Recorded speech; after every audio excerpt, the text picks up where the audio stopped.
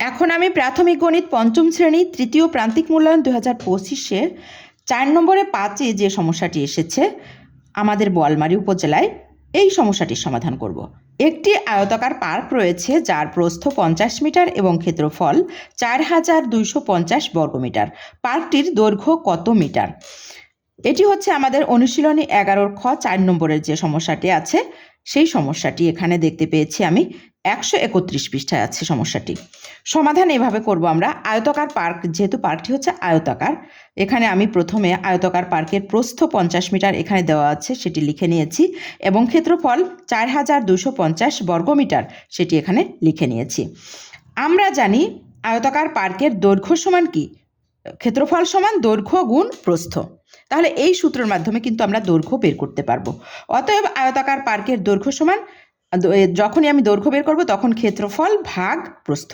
ক্ষেত্রফল কিন্তু সমানের পরে এখানে চলে আসবে এবং ভাগ প্রস্থ হবে। তাহলে এখন আমি মান বসিয়ে দেব।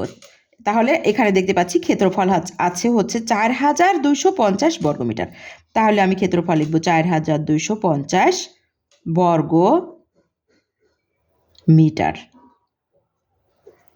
আর এখানে প্রস্থর মান দেওয়া আছে হচ্ছে 50 বর্গমিটার। তাহলে ভাগ 50 বর্গ মিটার।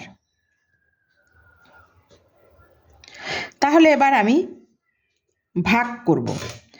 ভাগ করলে কিন্তু বর্গমিটারকে যখন আমি মিটার দিয়ে ভাগ করব তখন কিন্তু মিটার হয়ে যাবে।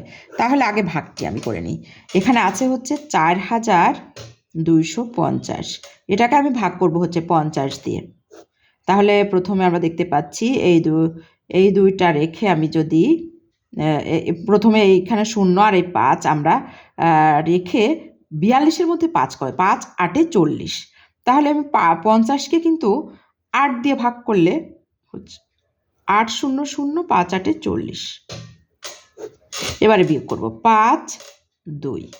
এবারে এই 0টা ডান সাইডে কেটে নিয়ে আসবো।